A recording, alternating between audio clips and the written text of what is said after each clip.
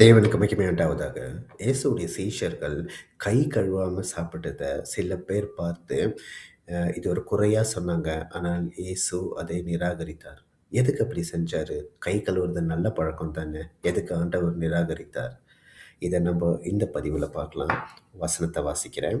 Mark 7ஆம் அதிகாரம் 5ஆம் வசனம். அப்பொழுது அந்த பரிசேயரும் வேதபாரகரும் அவரை நோக்கி, உம்முடைய சீஷர்கள் முன்னோர்களின் பாரம்பரியத்தை மீறி ஏன் கையை கழுவாமல் சாப்பிடுகிறார்கள் என்று கேட்டார்கள். இங்க பிரச்சனை என்னன்னா, கை கழுவுறது இல்ல, பாரம்பரியத்தை ஏன் பின்பற்றலன்னு. தேவன் அவர்களுடைய காரியங்களையும் எண்ணங்களையும் நிராகரித்தார். கை கழுவி சாப்பிடுறது நல்ல விஷயம்தான். ஆனா ஒரு பாரம்பரியத்திற்காக, ஏதோ ஒரு சடங்கு ஆச்சாரங்களுக்காக, சடங்குகள், ஆச்சாரங்கள் இதை பார்த்து இதை பின்பற்றி தான் தேவனிடத்தில் வரணும், வாழணுன்றத ஆண்டவர் குலைத்து போட்டார். அவர் அவைகளை அங்கீகரிக்க மறுத்தார். இதுதான் இயேசு கிறிஸ்து இன்னைக்கு பண்ணாரு.